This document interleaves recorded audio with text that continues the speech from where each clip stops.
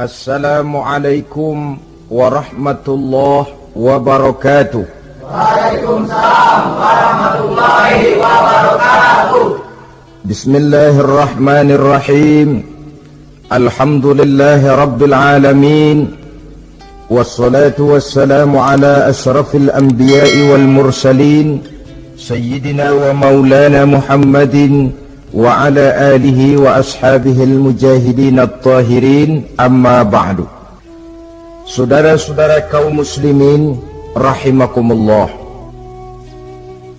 kalau setiap muslim ditanya kepengen punya anak macam apa, saya yakin jawabannya pasti sama, kepengen punya anak soleh. Betul apa betul? Betul. Apa ada di sini yang kepengen punya anak jadi garong? Tidak. Saya kira jangankan kita yang insya Allah termasuk orang baik-baik, orang yang tidak baik saja tidak pengen kok anaknya tidak baik. Maling saja tidak pengen anaknya jadi maling. Copet saja tidak kepengen anaknya jadi copet. Dia masih bisa bilang sama anaknya, "Nak, bapakmu sudah kadung jadi maling, kamu jangan nurunin." Itu yang ketahuan malingnya. Maling saja tidak pengen kok anaknya jadi maling, apalagi yang bukan maling. Tapi anak yang soleh ini, saudara, bukan proses yang sekali jadi. Anak soleh tidak akan muncul dengan simsalabim. Anak soleh tidak muncul dengan slogan. Prosesnya sudah diawali oleh pribadi sang calon bapak dan calon ibu daripada anak itu. Itulah sebabnya untuk mendapatkan anak yang soleh ada dua usaha yang harus dilaksanakan. Pertama, usaha zohir, artinya usaha yang kelihatan oleh pandangan mata. Apa saja yang termasuk usaha zohir ini? Pertama, pribadi calon bapak dan calon ibunya. Kalau bapaknya ahli sujud, ibunya gemar hadir di majelis taklim, meresap ke dalam kepribadian anak, ikut membentuk dirinya. Sifat-sifat yang baik ini diharapkan akan menurun kepada si anak. Pribadi calon bapak dan calon ibu. Sebab ma fil aba fil abna. Bagaimana kebiasaan orang tua, begitulah anak. Kata pepatah, kalau bapak kencing berdiri, jangan heran anaknya kencing kabur. Kalau bapaknya bangun pagi jam 8, insya Allah anaknya jam 9. Jangan berharap anak mau sholat subuh. Kenapa? Bapaknya kasih contoh macam itu. Lalu suasana di rumah tangga, termasuk yang dimakan, yang diminum, termasuk pakaian kedua orang tuanya, ikut membentuk proses anak yang soleh ini. Kita kan tahu Rasulullah Shallallahu Alaihi Wasallam bersabda di dalam hadisnya, "Inna ahadakum yujma'u khalquhu fi batni ummihi arba'ina yawman nutfah." Tiap kamu diciptakan Allah dalam rahim ibunya itu 40 hari nutfah. Nutfah itu maaf, air kotor yang kalau ketemu di jalan kita jijik, dijual juga nggak laku. Tapi kita berasal dari situ. Dan itu dihasilkan dari saripati makanan yang dimakan oleh sang calon bapak, sang calon ibu.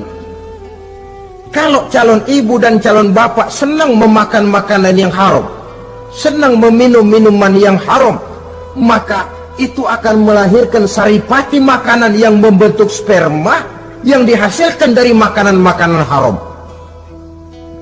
Itu pun akan ada pengaruhnya dalam proses pembentukan anak yang soleh. Saya dulu berpikir, kenapa Islam ini kok kelihatannya sedikit-sedikit mesti ada doanya.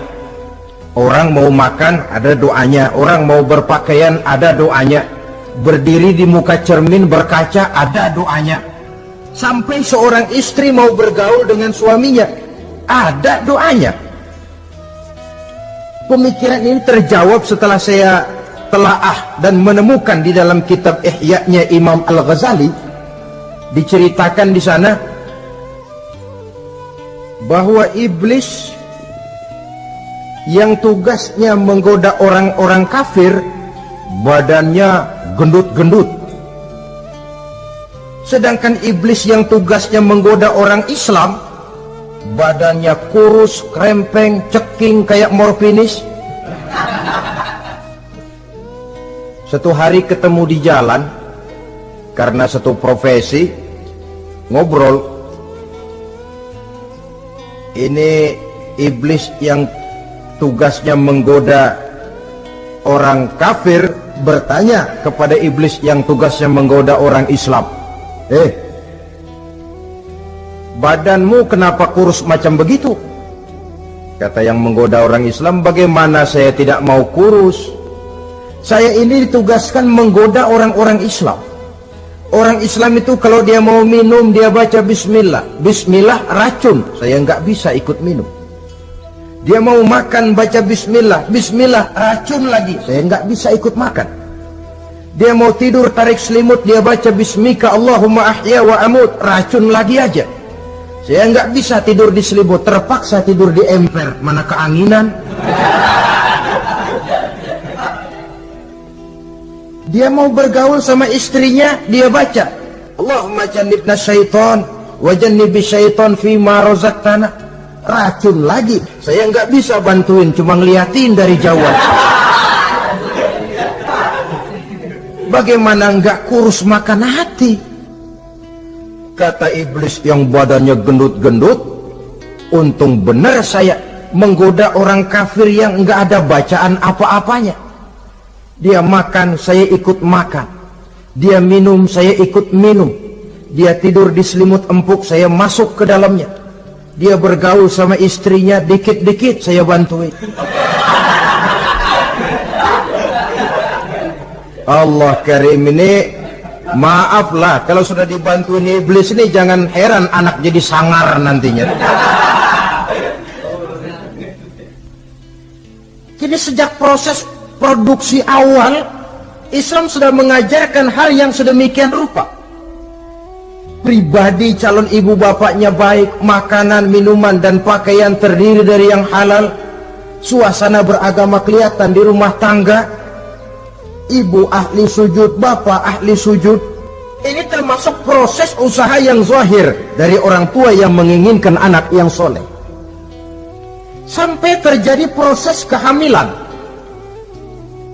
Proses kehamilan itu kata Nabi 40 hari yang pertama nutfah, 40 hari yang kedua alaqah, 40 hari yang ketiga mudghah. Mudghah itu embrio, cikal bakal bayi. Setelah proses 3 kali 40 hari itu, barulah ditiupkan ruh ke dalam rahim sang ibu. 120 hari atau 4 bulan, perempuan yang hamil itu baru terasa perutnya bergerak-gerak. Ini berdasarkan pengalaman perempuan. Saya sendiri kebetulan alhamdulillah belum pernah hamil.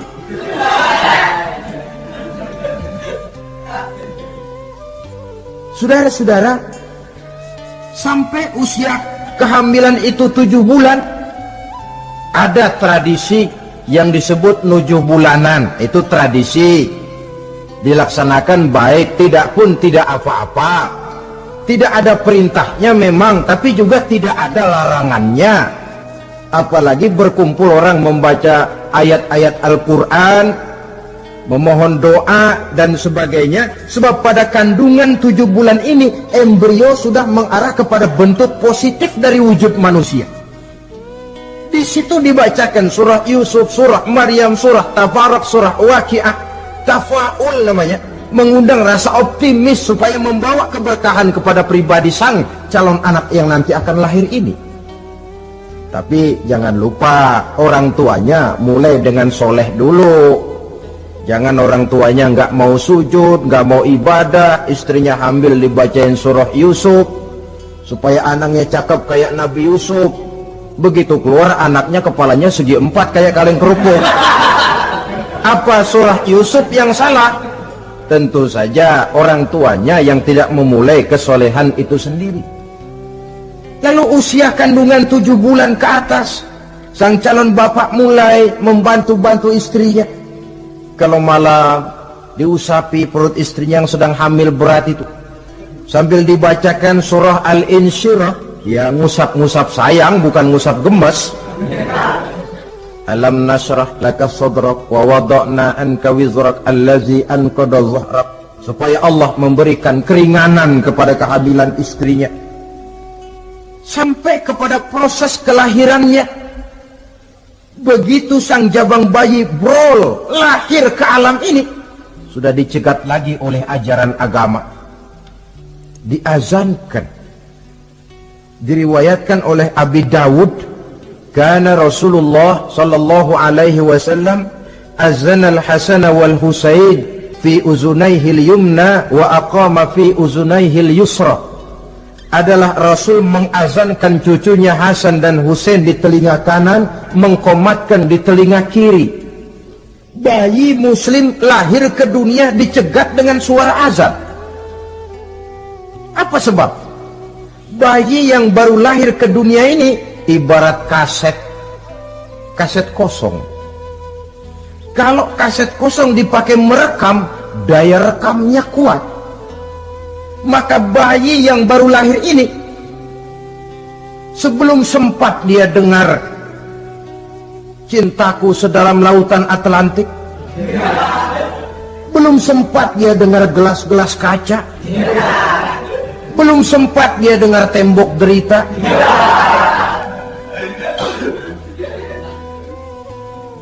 belum sempat dia menikmati serak-serak basahnya suara Frank Sinatra atau merdunya suara Madonna. Rekaman pertama yang masuk lafzul jalalah, Allahu Akbar, Allahu Akbar. Belum sempat dia dengar yang lain.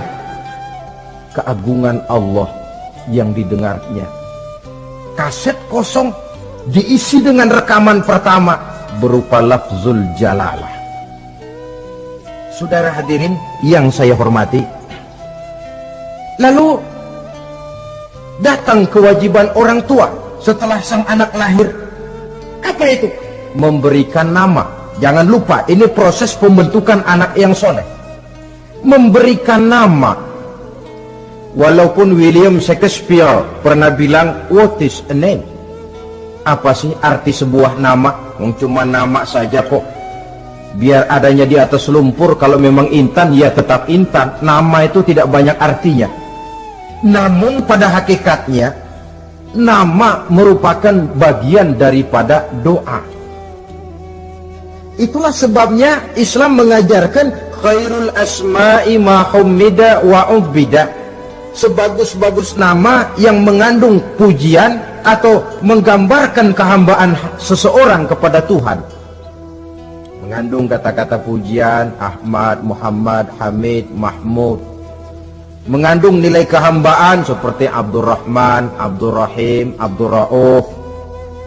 Jangan mentang-mentang ada di Quran anak dinamai Jahannam. Wah, kenapa Jahannam? Itu kan ada di Quran, Pak. Iya, di Quran, tapi lempengan neraka itu. Sekarang ini saya melihat gejala akibat rasa malu beragama. Kan zaman sekarang kadang ada tuh orang malu mengakui Islamnya. Bertemu teman, Assalamualaikum, malu, minder. Berangkat ngaji bawa Quran, malu, minder, rendah diri, malu mengakui Islamnya. Termasuk diberikan nama yang berbau-bau Islam ini. Malu katanya, kampungan. Bapaknya kasih nama bagus, Ibrahim. Lantaran pengen nyentrik, dia potong Bram. Ibrahim kampungan, Bram aja nih lah. Ah, itu kan cuma nama, Pak. Memang begitu mulanya. Nabi pernah memberikan isyarat, la tattabi'anna sunnana man kana qablakum shibran bi shibrin. Satu saat kau pasti akan mengikuti tingkah laku orang-orang sebelum kamu. Cuma cara kamu mengikuti sedikit-sedikit, sejengkal, sehasta, semeter. Begitu enak kamu ikut-ikutan, sampai yang kamu ikuti masuk ke lubang biawak, kamu pun akan masuk juga ke dalamnya. Mula-mula nama, malu pakai nama Islam. Dari nama pindah ke pakaian, dari pakaian pindah ke pergaulan. Kalau nama Ibrahim, berteman dia dengan Ali, Hamid, Farid, Syauki. Sudah pakai nama Bram, masa Bram temennya soleh nggak nyetel Kalau Bram kan temennya si Bleki. Nah, kalau sudah pindah ke pergaulan, yang saya khawatir pindah agama tidak terasa. Pindah agama tidak lagi terasa. Ini yang kita khawatir. Itulah sebabnya membudayakan nama yang baik ini perlu kita pelihara.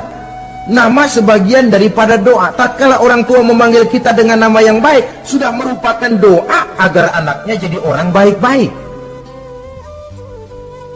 Saudara hadirin yang saya hormati, setelah memberikan nama yang baik, kewajiban berikutnya dari orang tua muslim ialah wa ayyu'adzibahu, kata Nabi, memberikan pendidikan.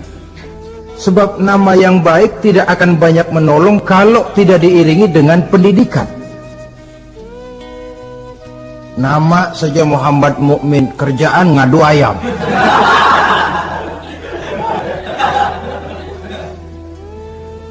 Nama yang baik tapi lantaran tidak diiringi dengan pendidikan, tidak akan banyak menolong. Nah, pendidikan ini dari mana dimulai? Dari rumah tangga. Al-bait madrasatul ula. Rumah tangga adalah sekolah yang pertama. Belum lagi anak kenal TK, ibtidaiyah, tsanawiyah. Yang dia kenal adalah rumah tangganya. Gurunya adalah ibu bapaknya. Dan proses mendidik anak ini tentu merupakan proses yang panjang, memerlukan pengorbanan dari kedua orang tuanya. Namun prinsip lebih baik sekarang orang tua berkorban daripada menjadi korban. Kalau orang tua tidak mau berkorban untuk mendidik anaknya, percayalah pada suatu saat dia akan jadi korban, dilawan oleh kebrutalan anaknya sendiri. Biarlah kita orang-orang tua ini peras keringat banting tulang, pergi pagi pulang sore, kaki jadi kepala, kepala pun jadi kaki, untuk satu cita-cita agar anak-anak kita kelak lebih baik daripada kita sekarang ini. Mendidik. Karena kian hari kita dihadapkan dengan kenyataan peledakan penduduk, sulitnya lapangan kerja, persaingan hidup yang makin tajam, sulitnya ekonomi. Kalau anak kita tidak bekali dengan pendidikan, dia akan tersudut di pojok-pojok kehidupan untuk lebih banyak cuma jadi penonton daripada pemain di dalam kegiatan kehidupan ini.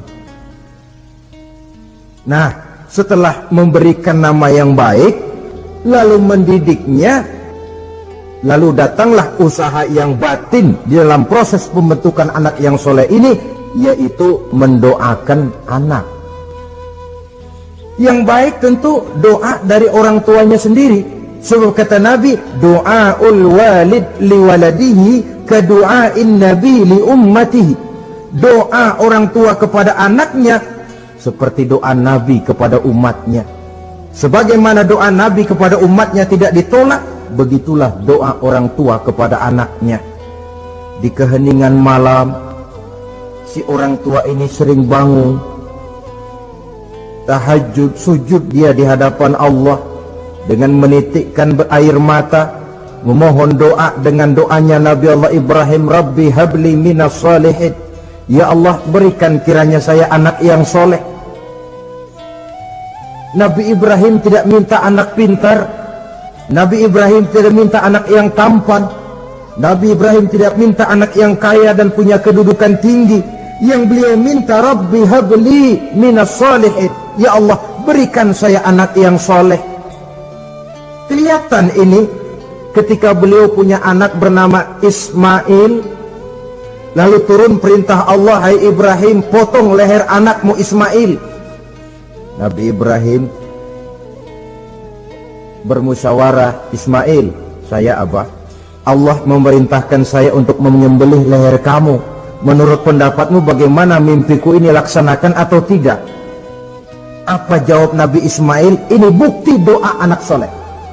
Abah, kalau memang itu benar perintah Allah, laksanakan Abah. Ya abati fa'al ma tu'mar, satajiduni insyaallah minas sabirin. Kalau memang itu perintah Allah, Abah, laksanakan, potong leher saya. Anak soleh. Kalau cuma anak pinter tapi nggak soleh, mungkin jawabannya nggak begitu. Nak, bapak disuruh Allah menjelmelih leher kamu. Bagaimana nak, laksanakan jangan. Mungkin dia akan jawab, kenapa saya pak? Bapak aja potong yang udah tuaan.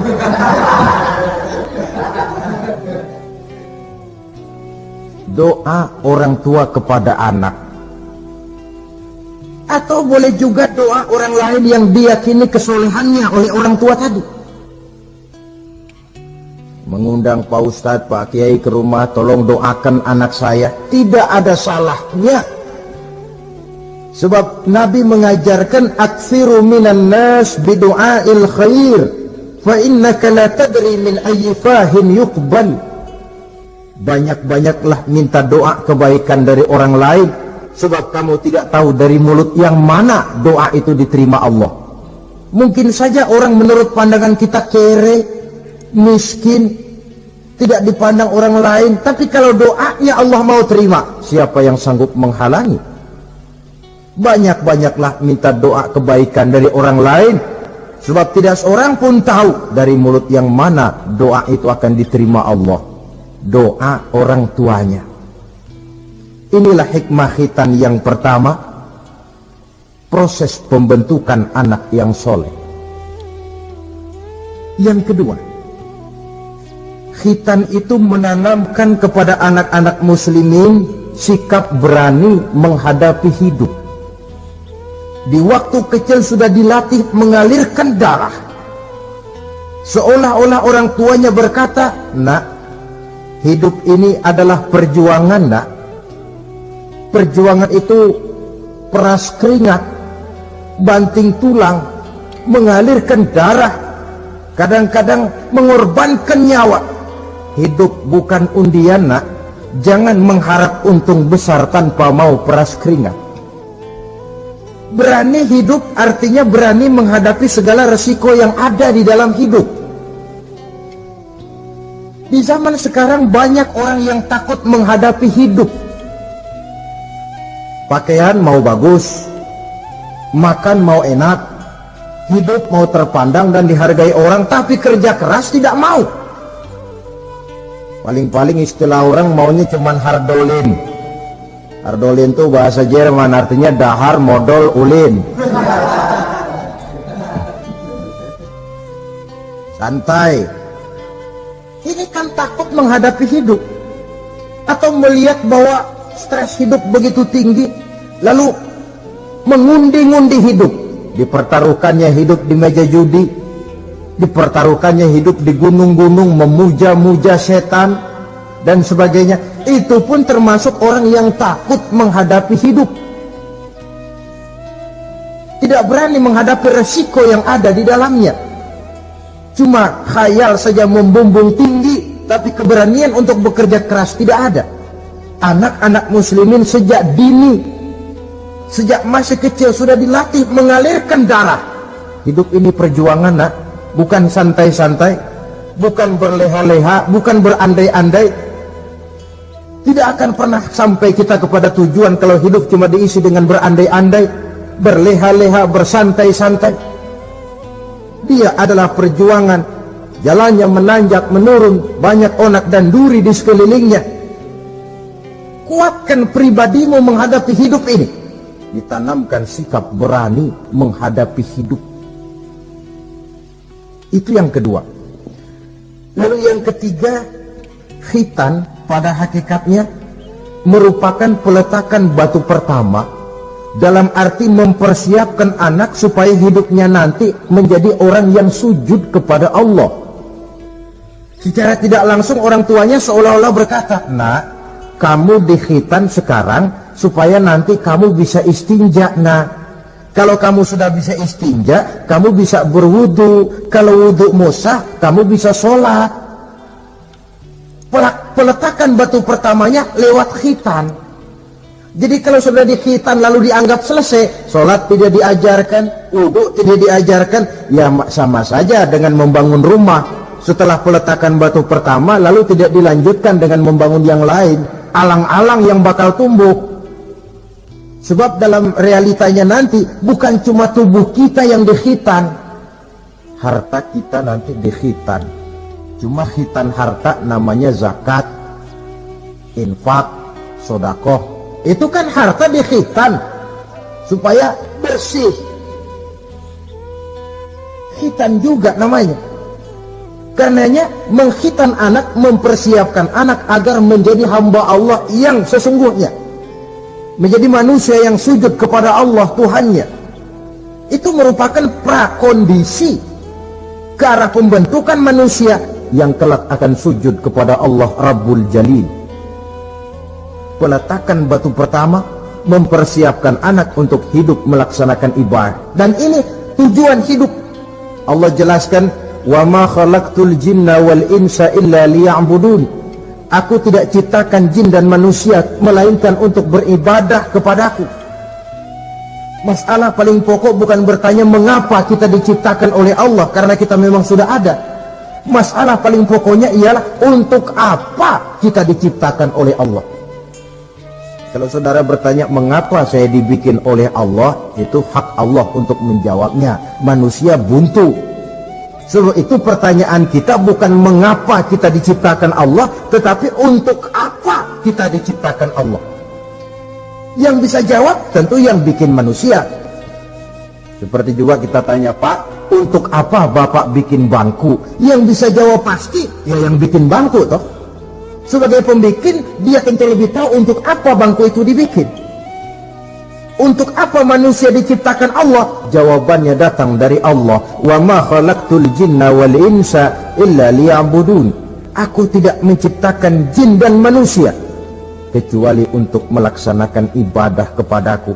Ini rupanya tujuan penciptaan manusia, agar kita menjadi orang-orang yang hidup melaksanakan ibadah dalam pengertian yang seluas-luasnya.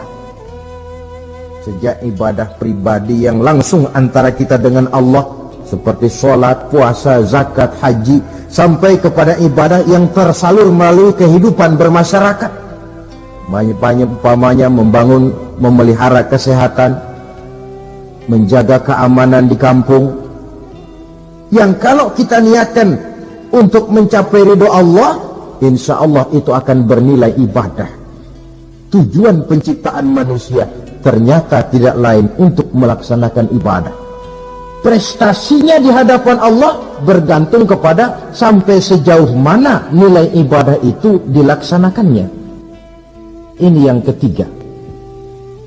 Yang keempat, hikmah daripada khitan itu dari sisi orang tua, menempatkan perintah Allah di atas perasaan dan kepentingan pribadi. Ada nggak orang tua yang nggak sayang sama anaknya? Semua orang tua sayang kepada anaknya. Jangan anak sampai dipotong mengalirkan darah. Anak main saja, main layang-layang, jatuh pulang kakinya berlumur darah, sudah ribut orang tuanya. Kenapa nak? Kenapa sayang? Kenapa raja? Aduh, raja lah kita. Tapi ini perintah Allah. Perasaan pribadi, kepentingan pribadi kalah oleh perintah Allah. Ini mestinya watak seorang muslim. Kalau sudah begitu perintah Allah, begitulah kita laksanakan. Soal keberatan pribadi, perasaan pribadi, kepentingan pribadi, nomor belakang. Yang penting perintah dilaksanakan. Cobalah kalau khitan itu, anak yang begitu kita sayangi pada umur sedang lucu-lucunya, dipegangi dia, lalu dikhitan. Kadang dia menangis, mengalirkan darah, sakit dia 2-3 hari belum bisa berjalan dan bermain dengan teman-temannya. Tapi ada rasa luas dalam hati orang tua. Kenapa? Alhamdulillah ya Allah, perintahmu sudah saya laksanakan. Perasaan pribadi itu ditekan oleh perintah Allah. Perintah Allah di atas perasaan dan kepentingan pribadi. Kalau perasaan ini sudah kita miliki, itu pertanda nilai iman kita sudah mapan. Tidak cuma dalam khitan, dalam berbagai perintah agama. Hari Jumat berangkat kita dagang, begitu 11:30 mendadak banyak yang beli, laku lagi. Sudah kedengaran suara azan, hayya 'alas shalah, hayya 'alal falah, pembeli makin banyak. Disitulah barometer iman kelihatan. Terusin melayani pembeli dan dapat untung banyak, atau perintah Allah yang sudah memanggil-manggil itu? Kalau perintah Allah di atas perasaan dan kepentingan pribadinya, dia akan tinggalkan dagangan itu, dia akan bergegas menuju panggilan Allah. Saudara hadirin yang saya hormati, jadi perintah khitan ini mendidik setiap muslim agar perintah Allah berada di atas perasaan dan kepentingan pribadi. Hijau kata Allah, hijau kata kita. Putih kata Allah, putih kata kita. Ke barat kata Allah, ke barat kita melangkah. Ke timur perintah Allah, ke timur kita berjalan. Nyatanya kita ini sering paradok. Ke kulon kata Allah, ngetan kita berangkat. Ngalor perintah Allah, ngidul kita jalan. Putih kata Allah, hijau kita bilang. Paradok. Kenapa? Berpadu segala macam perasaan dan kepentingan dalam kehidupan kita yang kadang mengalahkan kepentingan agama, kadang mengalahkan kepentingan umat, mengalahkan kepentingan orang banyak. Tidak itu yang dididik di dalam pelaksanaan khitan ini. Ini yang keempat. Kemudian yang kelima, dari segi kesehatan, kulit yang dipotong, yang menutupi kulfah itu adalah tempat bersarangnya segala macam kotoran. Membiarkannya mengendap bisa saja menimbulkan kanker kulit. Maka untuk menjaga dan memelihara kesehatan, agama menganjurkan khitan. Di samping tentu ada unsur kepentingan biologis. Ini maaf-maaflah, kalau nanti orang sudah bersuami, sudah beristri, akan terasa manfaatnya khitan. Lain loh yang dikhitan dengan yang tidak itu. Coba saja tanya orang, makan pisang itu yang enak dikupas dulu apa dimakan kulit-kulitnya? Ya mesti tentu yang enak ya dikupas dulu. Kalau kulit-kulitnya juga dimakan, rakus namanya. Belum lagi kemungkinan bisa jadi penyakit. Dari segi kesehatan, dari segi kepentingan biologis, perintah khitan ini kembali manfaatnya buat kehidupan manusia. Itulah sebabnya di dalam An-Nahl ayat 123 Allah Subhanahu wa taala menegaskan, "Tsumma auhayna ilaika an ittabi' millata Ibrahim hanifa wa ma kana minal musyrikin." Kemudian kami wahyukan kepada kamu wahai Muhammad, ikutilah agama Ibrahim yang hanif ini, dan tidaklah ia termasuk daripada golongan orang-orang yang menyekutukan Allah. Artinya syariat khitan ini yang berasal dari sejarah kehidupan Nabi Ibrahim diteruskan oleh syariatnya yang dibawa oleh Nabi kita Muhammad sallallahu alaihi wasallam. Maka kalau ayat menjelaskan inna dina indallahil Islam, agama yang diridhoi Allah itu cuma agama Islam. Islam yang mana? Islam yang dibawa oleh Nabi Adam, diteruskan oleh Nabi Nuh, diteruskan oleh Nabi Ibrahim, diteruskan oleh Nabi Musa, diteruskan oleh Nabi Isa, dan disempurnakan oleh Nabi kita Muhammad sallallahu alaihi wasallam. Karena seluruh rasul yang 25 ini sumbernya sama, Allah. Prinsip ajarannya sama, la ilaha illallah. Cuma syariatnya saja yang agak berbeda, disesuaikan dengan situasi dan kondisi dari umat yang dihadapi oleh rasul itu. Nabi Sulaiman misalnya ada sholat, tapi sholatnya Nabi Sulaiman tidak pakai ruku dan tidak pakai sujud, berdiri saja. Zaman Nabi Nuh ada puasa, tapi puasanya versi Nabi Nuh lain dengan puasanya versi kita sekarang ini. Syariat berbeda sesuai dengan situasi dan kondisi. Tapi khitan sejak Ibrahim, Ismail, Ishak, sampai kepada Musa, sampai kepada Isa, sampai kepada Nabi kita, terus berkelanjutan sampai hari akhir nanti.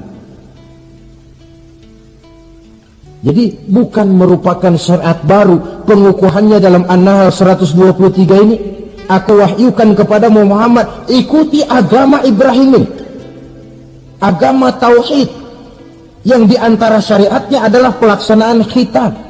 Sedangkan Ibrahim seorang yang hanif. Hanif ini lebih tinggi daripada sekedar taat.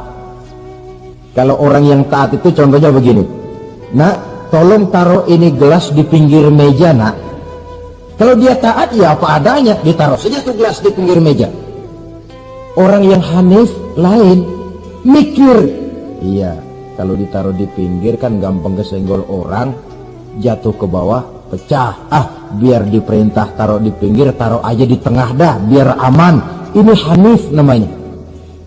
Tingkatan yang lebih tinggi daripada taat.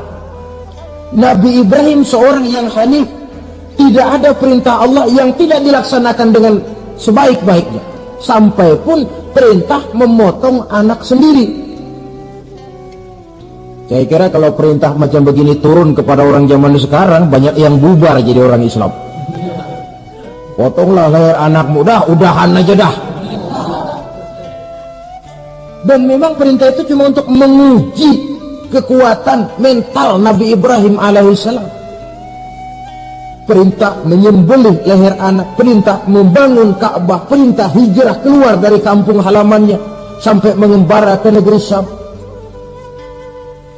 Perintah ujian menghadapi api yang dinyalakan oleh Raja Namrus. Belum lagi perintah menghadapi kekufuran daripada kaumnya, menghadapi orang tuanya sendiri yang adalah produsen berhala. Bisa kita bayangkan ini, anaknya penegak tauhid, bapaknya produsen berhala.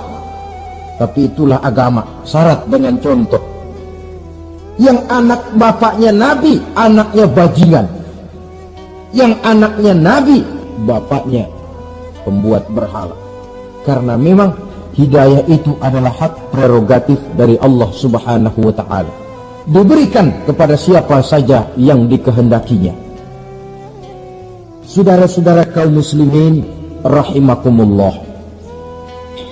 oleh sebab itu saya mengajak kepada seluruh umat Islam, kalau melaksanakan walimatul khitan, mengkhitan anak, boya sudah lewat masanya cuma sekedar diramein dengan layar tancap atau orkes madun. Akan lebih positif kalau diisi dengan dakwah, pengajian, ceramah yang menjelaskan tentang hikmah daripada walimatul khitan ini. Yang ditinjau dari segi apapun, mengadakan pengajian itu lebih menguntungkan, baik pribadi, baik yang mengadakan walimah, baik bagi masyarakat, ketimbang walimah dengan berfoya-foya. Apalagi hadis mengingatkan kita, kata Nabi begini, man sanna sunnatan hasanatan falahu ajruha wa ajru man amila biha. Siapa yang memulai satu kebajikan, dia akan mendapat pahala dan pahala dari orang-orang yang mengikuti kebajikan itu. Saudara nyunatin anak, mengadakan pengajian, undang kiai, banyak orang yang hadir, saudara akan dapat pahala dan juga dapat pahala dari seluruh orang yang hadir. 1000 orang yang hadir, 1000 saudara dapat pahala.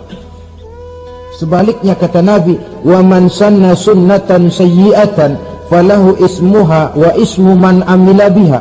Siapa yang memulai satu kejahatan, dia akan mendapat dosa dan dosa dari seluruh kejahatan yang terjadi pada malam itu. Jadi kalau saudara nyunatin anak, pesta, mengundang apa film, apa orkes, maka seluruh maksiat yang terjadi pada malam itu, di tempat itu, saudara ikut dapat dosanya. Kenapa? Sponsornya saudara.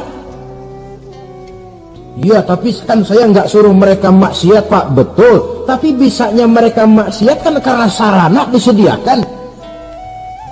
Sponsornya itu. Jadi sponsor kebajikan mendapat pahala, sebagaimana sponsor kejahatan pun akan mendapat pahala dari nilai kejahatan yang ditimbulkannya. Belum lagi segi keberkahannya, belum lagi banyaknya orang-orang yang berdoa, 1, 2, 3, 40 orang berkumpul mendoakan anak kita. Masuk dalam hadis doaul arba'in ka doail wali, doa 40 orang yang berkumpul sudah sama dengan doanya seorang wali. Jangan, inilah yang sering saya istilahkan, kita ini kadang-kadang kontradiksi. Nikah secara Islam, ngadep penghulu, ada 2 saksi, pakai ijab kabul, tapi nanti pestanya secara Nasrani, gaya hidup rumah tangganya gaya Yahudi. Nikahnya, khitannya cara Islam, pestanya gaya Yahudi, pendidikan anaknya cara Nasrani. Akhirnya pribadi anak jadi tidak karu-karuan, terlalu banyak diwarnai. Bukankah Nabi menyatakan kullu mauludin yuladu 'alal fitrah fa abawaihi yuhawidanihi aw yumajjisanihi aw yunassiranihi aw kama qala. Setiap bayi dilahirkan dalam keadaan suci, bersih. Tidak ada dosa warisan dalam Islam. Tidak ada anak haram jadah dalam Islam.